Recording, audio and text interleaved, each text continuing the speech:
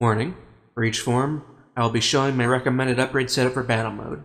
Remember that you cannot reallocate stats, so if you follow these recommendations, make sure that it's for the form you want to use over all others, as there is no taking it back.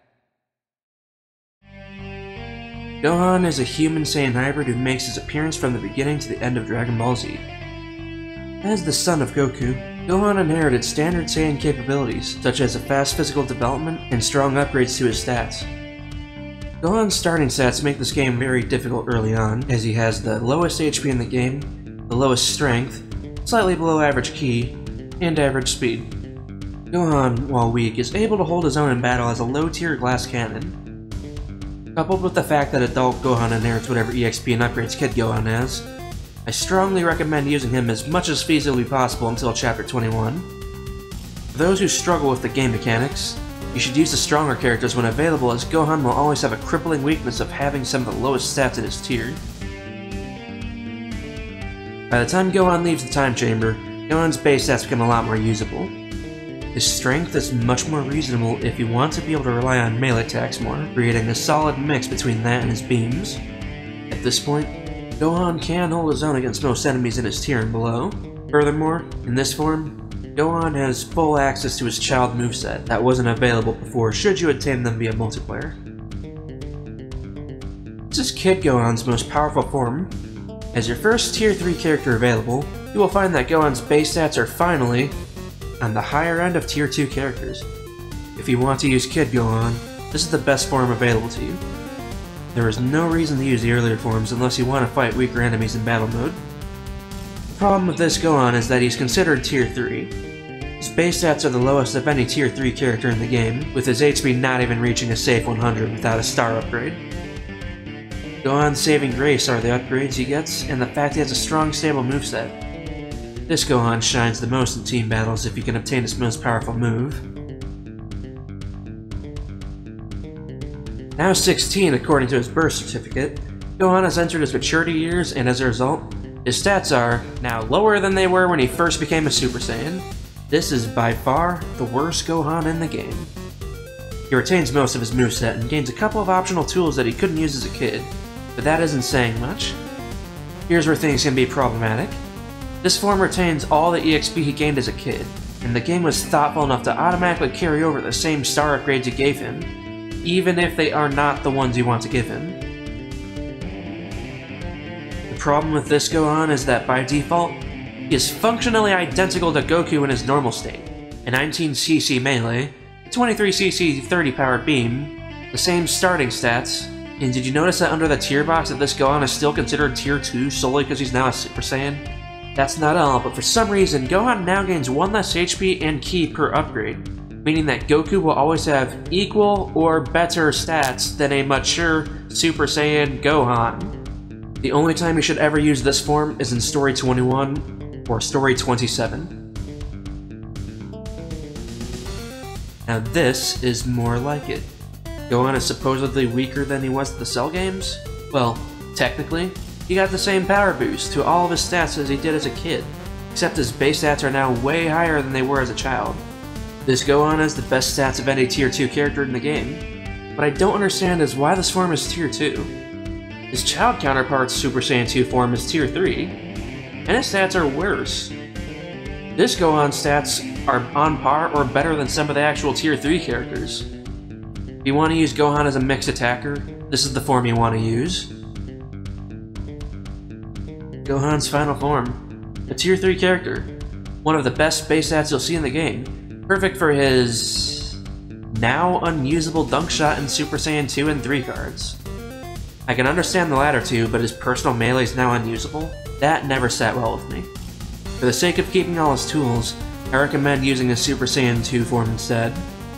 As you can see, his Mystic form is not much stronger than his Super Saiyan 2 form after all. On the other hand, if you want to focus on just beams, then this is the form for you. However, make sure to remember that basic moves like Con Punch are not useless if you want to take advantage of his massive 17 base strength.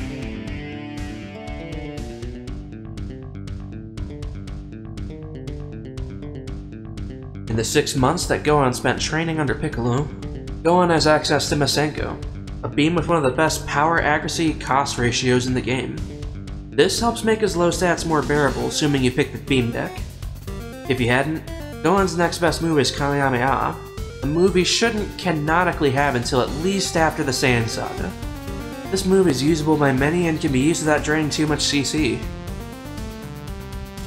Dunk Shot is the strongest move Gohan starts with if he chose the defeat deck. It isn't worth it on Gohan without upgrading his strength first. In his base forms, a base of 7 or 9 is pathetic. Gohan's upgraded forms, on the other hand, have a good enough base to make great use of this move. Rely on Masenko or Kamehameha until these standards are met, or you've used a method to increase strength. As a child, Gohan is one of the 3 characters that have 2 unique melee moves. Tail is a melee move of supreme power, as the AI cannot guard against it. In fact, unless they use Champion Belt, Endurance, or Damage Protection, this move will wreck the enemy's health bar unhindered every time due to it having a special animation in the Child Gohan's graphic set. Gohan does have a team move called Ultimate Kamehameha, or for your European players, Father-Son Kamehameha. This move requires Goku as a team member to use, but unlike the other ones, Gohan doesn't need to be alive to use this one. Ultimate's right when you consider that a 60 power move is likely to flat out kill or maim the opponent on sheer power alone. The only funny thing about this is that all forms of Kid Gohan can use this. Even normal Gohan who cannot use Super Kamehameha, a move with half the power of this one.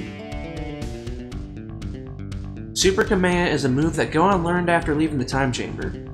This move has the standard power and accuracy CC ratio of 30-123. It's costly, but it'll do extreme damage to the enemy in one hit. For Gohan, this move actually is not very useful. Masenko is a cheaper alternative to Super Kamehameha, which has 5 less power and 5 less cost. In terms of damage, 5 is insignificant. Try using Super Kamehameha in the deck instead of the limits if you want to use it.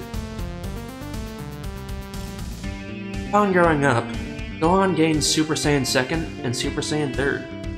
These are support cards that can boost ki or strength. What makes these special over the others is that these are meant to be used in the limits rather than in the deck.